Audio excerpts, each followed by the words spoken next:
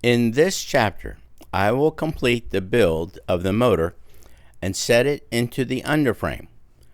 I am using CA to cement all parts in place. The first items to cement are both rocker covers.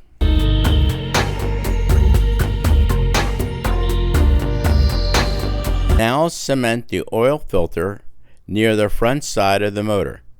Note, this is the only part on the entire model that is painted gloss white.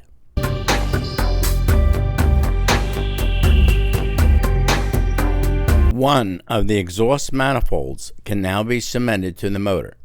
Notice there are two positioning slots to get the placement correct. This is important as you will set the exhaust piping to connect to the manifolds later in the build. The cross intake manifold is attached to the top of the motor. Observe, there is quite a few chrome parts in the kit for the motor.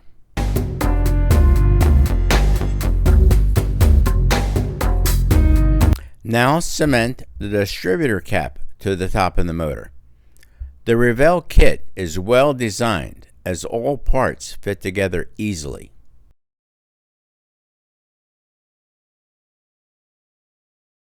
The fan, water pump, and pulley belt parts need to be cemented all at the same time to the front of the motor. It is one assembly. There are pins on the front of the motor to position the entire assembly correctly. Make sure you put CA on the fan belt. Secure the parts in place.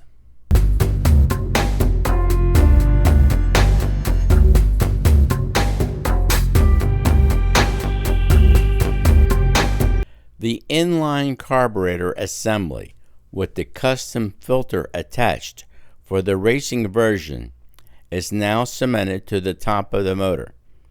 Note, the Ford logo should be facing the front of the motor.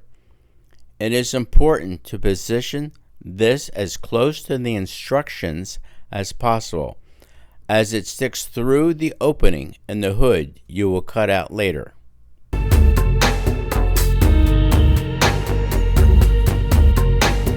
The starter is cemented to the position shown on the front of the transmission.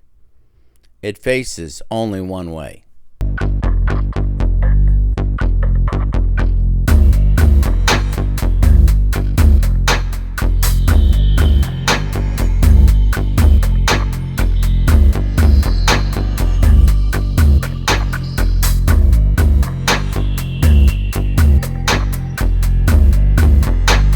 Last part to attach to the motor at the present time is the exhaust on the left side. Again, match the positioning slots to ensure correct placement.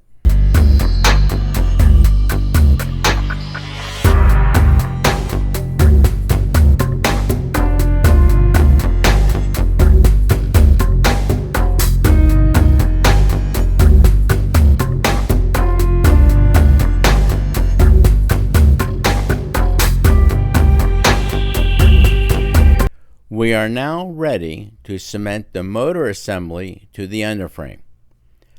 Note, I had set the assembly aside undisturbed overnight to allow the CA to cure on all of the parts.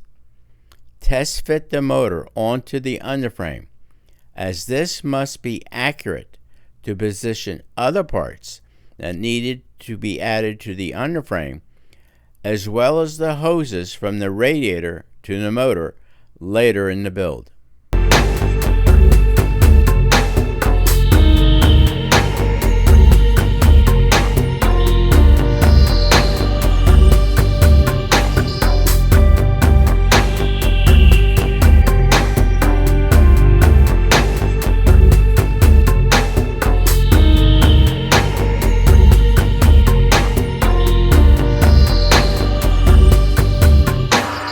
In this section, I am working on the interior of the Ford Mustang. The front seats are the first parts to cement together. I am using Tamiya thin cement for these parts, but I am using a thicker brush for the application. Hold the parts tightly together while applying the solvent. Tamiya thin cement can be used for these parts, are not painted, and the cement just softens and fuses the plastic together.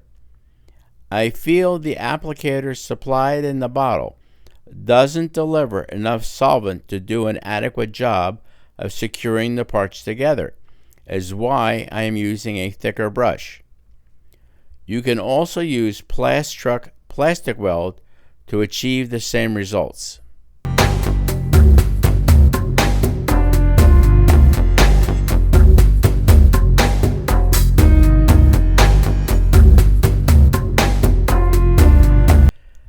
Cement the armrest to the interior. Since the interior needs to be placed on its side to cement the armrest in place, it is difficult to get an angle for the camera to see inside. Use the Tamiya thin cement and try to cover as much of the contact area as possible to secure the armrest. Do both sides the same way.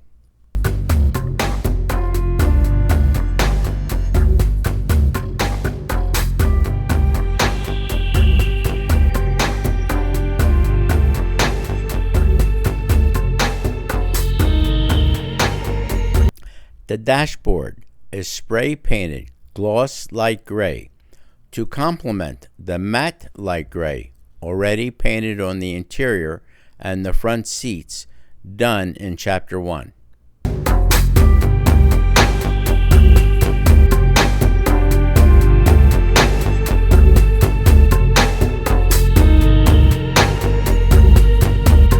I am hand painting TCP 077 silver into the dials on the dashboard. The instructions do not call for this, but I thought it would enhance the appearance of the dashboard.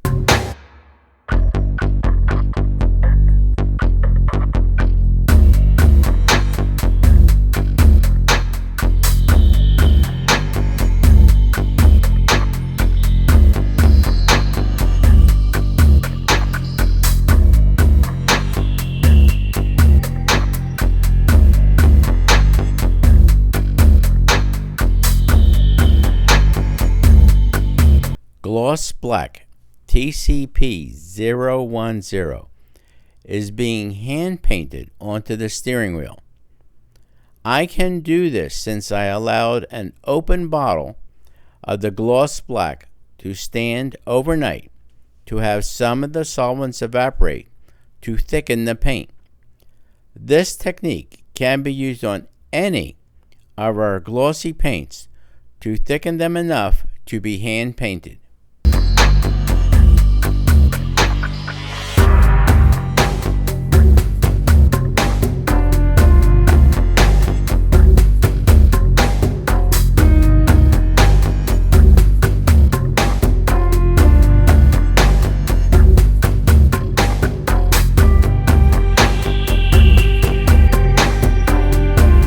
Now ready to finish the interior by cementing the remaining parts in place. First, cement the shift lever to the floor.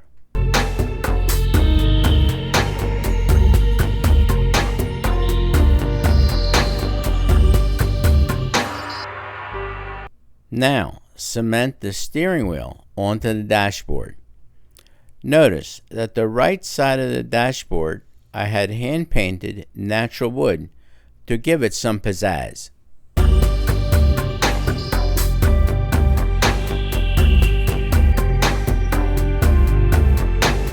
I am cementing the two front seats in using CA. Reiterating, I use CA to cement parts together when they have been painted. This ensures a very good bond.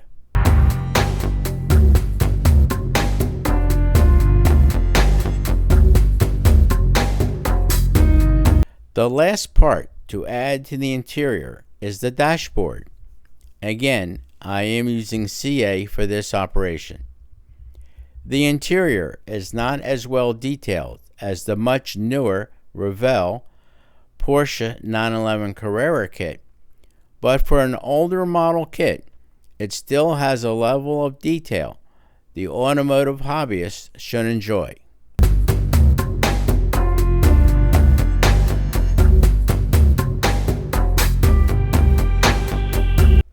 If you have any questions about techniques explored in this video, or general questions about this build, please post your questions in the comments section below.